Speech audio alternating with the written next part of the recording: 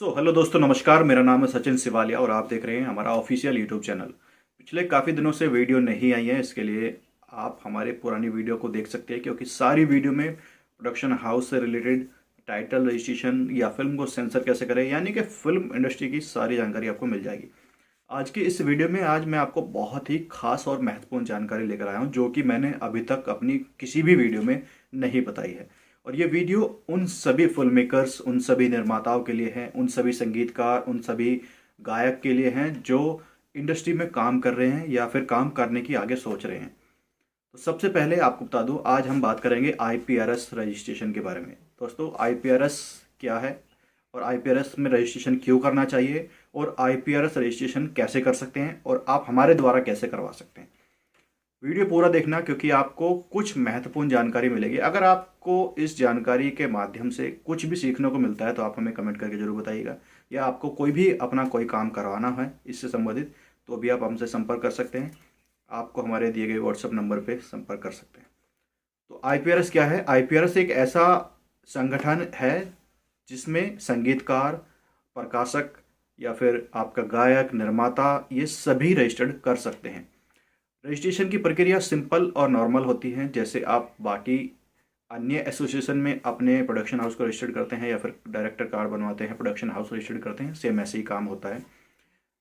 इसमें भी आपको पैन कार्ड, आधार कार्ड, आपका कंपनी का पैन कार्ड या फिर आपके पास अन्य कोई डॉक्यूमेंट्स है जैसे पासपोर्ट है, वोटर आईडी है, या फिर आपको इलेक्ट्रिसिटी बिल या रेंट बिल, कोई भी एड्रेस प्रूफ में चलेगा। इसके अलावा आपके पास एक फ़ोटो होना चाहिए और आपके पास अपना काम होना चाहिए। जैसे कि आप संगीतकार हैं तो आपके पास ऐसा कोई गाना होना चाहिए जिसमें आपने संगीत दिया है, या फिर आप सिंगर हैं तो ऐसा कोई गाना होना चाहिए जिसमें आपने सिंगिंग की है, या फिर आप निर्माता हैं, प्रोडक्शन हाउस आप चलाते हैं तो आपके पास ऐसा कंटेंट होना चाहिए, ऐसे कुछ लिंक होने चाहिए जहाँ पे आपकी चीज़ें निकल के आती हैं। ऐसी सेम प्रकाशक है। प्रकाशक मतलब आपके पास कुछ ऐसा लिखा हुआ होना चाहिए जहाँ पे आपने उसके अंदर अपनी बुक छापी है, नॉवल छापी है, किताब छापी है। उसको बारीकी से समझते हैं। देखिए, आपको मैं एक चीज़ें बताता हूँ। आप सिंगर हैं, आप गाना बहुत अच्छा गाते हैं, आपने बहुत मेहनत से गाना गाया है, ठीक है, आप सिंगिंग करते हैं, आपने अपने टैलेंट को निखारा है। आप चाहे उसको गॉड गिफ्टेड कहें कि आपको पहले से सिंगिंग की कला आती थी और आपने उसको निखार लिया, या फिर आप ये कहें कि आपने इंस्टीट्यूट से उसको सीखे अपने अंदर उतारा है।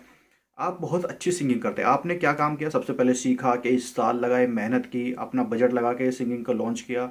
अब आप अच्छे खासे सिंगर बन चुके हैं, क्योंकि आपने सिंगिंग के लिए अपना जीवन निर्भर कर दिया है, आपने अपना जीवन न्यौछावर कर दिया है। तो अब सिंगिंग ही आपका मेन पेशा बन गया है। सिंगिंग के बिना आप कोई भी अन्य कार्य नहीं करते, या करते भी हैं तो छोटा मोटा कर सकते हैं, लेकिन आपका मेन कार्य क्या है? सिंगिंग है। तो आप गायक बन गए हैं। अब अपने गाने रिकॉर्ड करके मार्केट में लॉन्च कर रहे हैं, चाहे वो यूट्यूब हो, या फिर आप रेडियो पे गा रहे हो, या फिर आप वेब सीरीज में चला रहे हो, फिल्म में गा रहे हो, या किसी भी आप इवेंट शो पे गा रहे हो। तो आप अपने लिए सिंगिंग कर रहे हो, तो इसका मतलब है कि आपकी जो कमाई है वो आपको आ रही है। लेकिन अब ऐसा तो नहीं है कि सिंगर अपने लिए ही गाता रहेगा, कि पूरी ज़िंदगी वो अपने लिए गाएगा, किसी और को लिए गाएगा नहीं, तो वो फिर सिंगर ही किस काम का, है ना। तो सिंगर मतलब अब आप सिंगर बन चुके, आपके अपने खुद के गाने तो हैं, 10, 15, 20, 40, 50, 100, 150, 500 आपके अपने खुद के गाने तो हैं जिनसे आपको अपनी इनकम आ रही है। चाहे वो यूट्यूब से आ रही हो, या फिर आपके अपने प्रोडक्शन हाउस से आ रही हो, या फिर फिल्म से आ रही हो, कहीं से भी आ रही है। अब सपोज करो आपके पास कोई दूसरा क्लाइंट यानी कि सेकंड पार्टी आती है कि सर, हमारे पास ये लिखा हुआ गाना है और इसको आपको गाना है, इसमें आपको धुन बनानी है, इस गाने की आपको म्यूजिक बनवाना है। तो सर ये गाना हमें बनवाना है, आप मुझे अपना चार्जेस बताइए। आपने बोल दिया कि सर मैं 20,000 रुपये लेता हूँ ये गाने गाने का, और ये गाना आप रिकॉर्ड करवा सकते हैं। आपने 20,000 रुपये ले लिया। अब वो गाना सेकंड पार्टी उस रिकॉर्ड करवा के ले गई। किसके पास ले गई? अपने पास। अब हो सकता है वो सेकंड पार्टी आपका गाना, यानी कि आपका गाया हुआ गाना, गाना तो आपका है ना, वो जब आपने गाया है, नाम आपका होगा उसमें, मेहनत आपकी है उसमें, टैलेंट आपका, जिसके लिए आपने पूरा जीवन लगा दिया, वो चीज़ उसके अंदर आपकी है। यूज कौन करेगा? वो जो आपसे 20,000 रुपये देकर लेके गया है। अब आप कहेंगे कि अब 20,000 रुपये दे गया, तो 20,000 रुपये क्या देके गया जब आपकी पूरी ज़िंदगी का टैलेंट की चीज़ें हैं उसके अंदर। तो जो सिंगिंग है, अब वो आपकी हो सकता है कि वो फिल्म में यूज कर रहा हो, या यूट्यूब पे यूज कर रहा हो, या किसी अन्य सोशल मीडिया पे, या किसी भी प्लेटफॉर्म पे यूज कर रहा हो, और वो वहाँ से लाखों करोड़ों बना रहा है उस गाने से, बहुत अच्छे पैसे कमा रहा है। आपको क्या मिल रहा है? ठन ठन गोपाल, यानी कि आपको सिर्फ 20,000 रुपये का एक समोसा सा पकड़ा दिया है और बाकी वो पैसे कमाए जा रहा है, कमाए जा रहा है, लाइफ टाइम कमाया जा रहा है। वो मर गया है, उसके बेटे कमा रहे कमा रहे कमा रहे हैं। तो अब ऐसे में क्या होता है, यहाँ पे आता है IPRS। इसकी फुल फॉर्म आपको स्क्रीन पे दिखाई दे जाएगी, ठीक है। तो यहाँ पे IPRS का क्या काम करते हैं, अब आपने जो 20,000 रुपये ली, ये तो एक वन टाइम अमाउंट हो गई, आपके टैलेंट का एक छोटा सा सर्विस चार्ज हो गया है कि चलो ठीक है मैं आऊँगा जाऊँगा, किराया वराया, रुकना, खाना पीना, बहुत सारी चीज़ें हो जाती हैं। तो इसमें आपने एक छोटी सी अमाउंट ले ली, लेकिन अब जो आगे एक्चुअल अर्निंग होगी, जहाँ पे वो प्रोडक्शन हाउस वाला निर्माता आपके गाने के माध्यम से कमाता रहेगा लाइफ टाइम। हो सकता है किसी के पास 10 मिलियन 20 मिलियन यूट्यूब के सब्सक्राइबर है और वो ही गाना आपका यूट्यूब पर डाल दिया किसी ने, आपसे गा के और वीडियो बनवा के वो डाल दिया है। अब वहाँ पे व्यूज आ रहे हैं, अच्छे खासी अर्निंग आ रही है, यूट्यूब से बहुत बढ़िया पैसा कमा रहे हैं, एक ही गाना करोड़ों करोड़ों रुपये दे रहा है, तो आपको तो कुछ नहीं मिल रहा। तो ऐसे में IPRS क्या करता है कि उस पार्टी से जिसको आपने दिया है, वहाँ से सेकंड पार्टी से वो अमाउंट कलेक्ट करेगा 50%।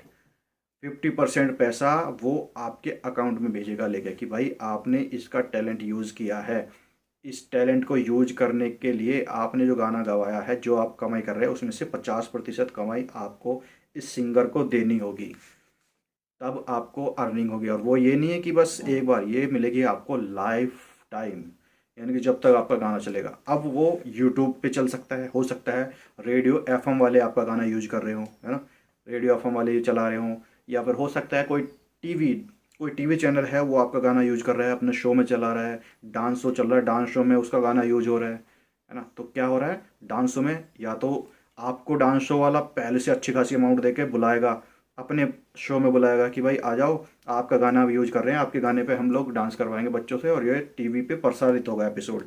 तो ऐसे में या तो आपको बुला के वो पेमेंट अच्छी खासी देगा, आपसे सिग्नेचर एग्रीमेंट करवा लेगा, लेकिन फिर भी उसको रॉयल्टी देनी पड़ेगी कि आपने ये गाना यूज किया है, आपने जितनी कमाई इस गाने के इस शो से की है, मेरे उस गाने की 50% कमाई मुझे चाहिए। तो ये 50% रॉयल्टी का प्रावधान है IPRS में। वैसे ये 40% भी हो सकता है, 30% भी हो सकता है, लेकिन 50% का लिखा हुआ है। तो अगर आप IPRS में रजिस्ट्रेशन कर लेते हैं तो आपके पास एक अधिकार हो जाता है अपनी रॉयल्टी, यानी कि अपने टैलेंट का पैसा लेने का। अगर कोई मना करता है आपको देने से या इनकार करता है तो उसके लिए सीधा सीधा सजा का प्रावधान है। और इसके अलावा जितना आपका कमाई का सिस्टम बैठता है उस रॉयल्टी के अंतर्गत उतना जुर्माने का प्रावधान है। तो ये बहुत ही अच्छा कलेक्शन है और ये इंडिया में ही नहीं, ऑल ओवर वर्ल्ड में ये पूरी दुनिया के लिए लागू है। अगर आपका गाना पाकिस्तान में भी लॉन्च किया गया है और वहाँ पे भी उससे पैसा कोई कमा रहा है तो वहाँ से भी रॉयल्टी कलेक्ट की जाएगी। अगर आप IPRS पे रजिस्टर्ड करके अपना गाना अपलोड कर देते हैं तो वहाँ पे क्या होगा कि अगर गाना गलती से किसी ने टीवी चैनल पे या कहीं पे भी आप चलाया है, किसी ने यूट्यूब पे अपलोड कर दिया है, सोशल मीडिया पे अपलोड कर दिया, तो वहाँ से भी इनकम उठाया जाएगा। अगर वो नहीं देगा तो वहाँ से वो IPRS उस गाने को डिलीट करवा देगा, उड़ा देगा। तो ये एक तरह से कॉपीराइट के अधीन में ही आता है, बट कॉपीराइट नहीं है, ये कॉपीराइट के तरह ही मानो। तो इसमें आपको ये नहीं कि सिंगर के लिए, ये संगीतकार के लिए भी है। अब संगीतकार, पूरी फिल्म आप देख लेंगे, पुष्पा देख लो चाहे पठान देख लो, आपको उसमें से किस संगीतकार का नाम मालूम है कि इसमें म्यूजिक संगीतकार ये था? क्योंकि नहीं होगा यार, क्योंकि आपने तो ज़िंदगी लगा दी अपने संगीत सीखने में, संगीत को बनाने में, संगीत को समझने में, किस गाने के हिसाब से, किस बॉल के हिसाब से कैसा संगीत चाहिए। और उस संगीतकार का नाम ही नहीं मिल रहा है पूरी इंडिया में, नहीं भारत में नहीं। हो सकता है दो चार अच्छे खासे लोग जो फिल्म को रिव्यू करते हैं या उसकी जानकारी निकालते हैं, कौन सिंगर था, कौन संगीतकार था, कौन डायरेक्टर प्रोड्यूसर है। हर कोई मेरी तरह नहीं होता कि मैं जब फिल्म देखता हूँ तो मैं नंबरिंग में यही चेक करता हूँ प्रोड्यूसर कौन है, डायरेक्टर कौन है और उसका लिंक ऐसे कैसे हो गया है। इस ये जो एक्टर लॉन्च हुआ है नया, तो इसका डायरेक्टर से क्या लिंक है, प्रोड्यूसर से क्या लिंक है ना। ये चीज़ें निकल के आ जाती है और कहीं ना कहीं उनका संबंध मिल ही जाता है मुझे, और मुझे बड़ी हंसी आती है इस चीज़ के बारे में। तो हर कोई नहीं होता, तो इसलिए मैं बता रहा हूँ कि संगीतकार भी पूरी दुनिया, पूरी ज़िंदगी लगा देता है और लास्ट में क्या होता है, उन लोगों को मिलता है जीरो अमाउंट। तो ऐसे में IPRS पर अगर आप संगीतकार के रूप में रजिस्टर्ड होते हैं तो आपका जो भी संगीत बनेगा, देखो अब यहाँ पे संगीत की बात बता दूँ, सिंगर जो होता है वो गाना गाने वाला होता है, लेकिन उसको संगीत बनवाने वाला जो होता है वो कंपोजर कहलाता है, यानी कि संगीतकार कहलाता है। कि भाई इस धुन को ऐसे गाना है, इसको ऐसे गाना है, ये ऐसे करना है, तो उसका काम है ऐसे ही गाना, सिंगर का काम है उसको ऐसे ही गाएगा। तो संगीतकार कहलाता है वही कि उसको गाने को किस तरह से गाया जाए। जैसे फिल्म को डायरेक्ट करने के लिए डायरेक्टर चाहिए होता है कि इस फिल्म के सीन को ऐसे शूट करना है, इसमें ऐसे करना है, ये करना है, ये सीन ऐसे होगा, ये ऊपर से गिरेगा, ये नीचे से गिरेगा और इसको ऐसे पंच लगेगा, तो एक्टर ऐसा ही करेंगे। तो वो हो गया डायरेक्टर। ऐसे संगीतकार होते हैं कि भाई सिंगर के लिए वो डायरेक्ट करेगा सिंगर को कि भाई सिंगर तेरे तुझे अपनी आवाज़ में यहाँ पे थोड़ा सा ठहराव देना है, यहाँ से स्लो करके एकदम से हाई पे पिच पे गाना है और ये करना है, इस धुन में ऐसे गाना है, ये गाना है, तो वो संगीतकार हो गया। तो संगीतकार के लिए भी बहुत अच्छा प्रावधान है, इसमें ज़रूर रजिस्ट्रेशन कीजिएगा। ऐसी प्रकाशक के लिए है, बुक लेखक वालों के लिए जो लिखते हैं, तो वो प्रकाशक के लिए भी सेम ऐसी है। अगर आपका लिखी हुई चीज़ को यूज़ कर रहे हैं उसकी भी रॉयल्टी आपको मिलेगी, चाहे वो टीवी सीरियल हो, चाहे वो फिल्म हो, चाहे किसी का डांस हो, किसी का रेडियो प्रोग्राम हो, चाहे वो न्यूज़ में यूज़ कर रहे हो चीज़ें, या यूट्यूब पे यूज़ कर रहे हो, फेसबुक पे यूज़ कर रहे हो, ट्विटर पे यूज़ कर रहे हो, कहीं भी यूज़ कर रहे हैं। तो इसमें क्या होता है, जैसे मान के चलो मैंने रजिस्टर्ड किया, मैं सिंगर हूँ और मैंने अपना गाना IPRS पर अपलोड कर दिया। वहाँ पर अपलोड करना होता है, अपनी डिटेल्स देनी होती है, आप सिंगर कौन है, क्या है, कहाँ से, तो वहाँ पे एक ID मिल जाती है। अब जब भी आप किसी को गाना देंगे तो वो IPRS की एक ID दी जाएगी आपको। तो अगर एक दूसरा प्लेटफॉर्म होता है ट्यूनकोर, इस तरह से बहुत सारे प्लेटफॉर्म हैं डिस्ट्रीब्यूटर, वो सॉन्ग डिस्ट्रीब्यूटर कहलाते हैं, म्यूजिक डिस्ट्रीब्यूशन के प्लेटफॉर्म कहलाते हैं। जैसे सेकंड पार्टी आपसे सॉन्ग रिकॉर्ड करवा के लेके गई और उसने ट्यूनकोर के माध्यम से ऑल जितने भी प्लेटफॉर्म है म्यूजिक के वहाँ पे डिस्ट्रीब्यूट कर दिया अपना सॉन्ग, तो वहाँ से तो वो अर्निंग कर रहा है ना, कलेक्ट कर रहा है, आपको कुछ नहीं मिल रहा। तो यहाँ पे क्या करेंगे, आप उससे डील करेंगे कि मेरी IPRS ID है, जब भी आप सॉन्ग को ट्यूनकोर वगैरह डिस्ट्रीब्यूट करेंगे इस IPRS ID को वहाँ पे आप मेरी लगाएंगे, क्योंकि जब सिंगर का नाम मेरा दिया जाएगा तो IPRS की ID लगाएंगे। तो जब वो IPRS की ID आप लगाएंगे वहाँ पे, तो ऑटोमेटिक 50% आपकी जो भी अर्निंग होगी वहाँ से वो कट होके आपके अकाउंट में आ जाएगी। तो IPRS के बहुत सारे प्रावधान हैं, बहुत सारे फ़ायदे हैं। आप IPRS की वेबसाइट पे जाके ज़्यादा जानकारी ले सकते हैं, IPRS.org। ये जाके आप वहाँ से बहुत सारी चीज़ें सीख सकते हैं। बट रजिस्ट्रेशन करने में यहाँ पे बहुत सारी परेशानियों का सामना करना पड़ सकता है आपको, क्योंकि IPRS के लिए बहुत सारे ऐसे लीगल डॉक्यूमेंट्स चाहिए होते हैं और बहुत सारे तरीके होते हैं। इसके में 3 तरीक़ों से 3 या 4 स्टेप में रजिस्ट्रेशन होता है। सबसे पहले आपको डॉक्यूमेंट्स देने होते हैं, डॉक्यूमेंट्स के बाद हम ऑनलाइन फॉर्म भरते हैं, ऑनलाइन फॉर्म जमा होने के बाद फिर ईमेल पर रिवर्ट आता है, फिर उस रिवर्ट पे हम जाके अपना सॉन्ग या अपना कार्य है उसको दिखाते हैं कि ये चीज़ें हैं। उसके बाद फिर वो एक हमें, मतलब जिसका रजिस्ट्रेशन होता है, जैसे मान ले हम करा रहे हैं किसी और का, तो फिर वो एक ऑफलाइन फॉर्म भर के भेजेंगे, बना के भेजेंगे। तो वो जाएगा सीधा क्लाइंट के पास, वो उस क्लाइंट वहाँ से उसको सिग्नेचर करके अपने फिर वो पते पे वापस भेजेगा वहाँ से, फिर उसके बाद आपका IPRS रजिस्ट्रेशन होगा।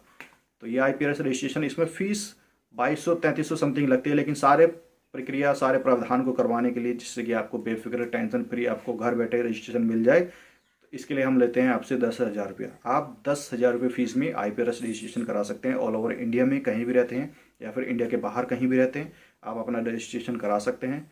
इसमें नॉर्मली डॉक्यूमेंट चाहिए होते हैं, आधार कार्ड, पैन कार्ड, एक फ़ोटो, एक ID, एक ईमेल ID, एक कॉन्टैक्ट नंबर, ये नॉर्मली डॉक्यूमेंट्स चाहिए होते हैं। अगर आपके पास GST है तो GST दे सकते हैं। ठीक है, IPRS में रजिस्ट्रेशन जरूर कराना चाहिए, क्योंकि IPRS से बहुत सारे फ़ायदे मिलेंगे आपको। तो उम्मीद करता हूँ IPRS के बारे में पूरी जानकारी तो ज़रूर नहीं मिली होगी, लेकिन हाँ जितनी चाहिए उतनी ज़रूर मिल गई होगी। अधिक जानकारी के लिए मैं आगे बहुत सारी वीडियो IPRS के बारे में सेपरेट डिवाइड करके लेकर आऊँगा। तो सेपरेट तरीके से कि सिंगर के लिए, प्रकाशक के लिए, म्यूजिशियन के लिए, अलग अलग तरीक़ों के लिए क्या क्या चीज़ें हैं, क्या क्या बेनिफिट्स हैं, क्या क्या फ़ायदे हैं। तो आप हमारी वीडियो को देखने के लिए चैनल को सब्सक्राइब अभी कर लीजिए, अगर आपने सब्सक्राइब नहीं किया है। अगर आप पहले से ही हमें सब्सक्राइब किए हुए हैं तो आपका तहे दिल से धन्यवाद। अपना ख्याल रखिएगा। नमस्कार, जय हिंद, वंदे मातरम।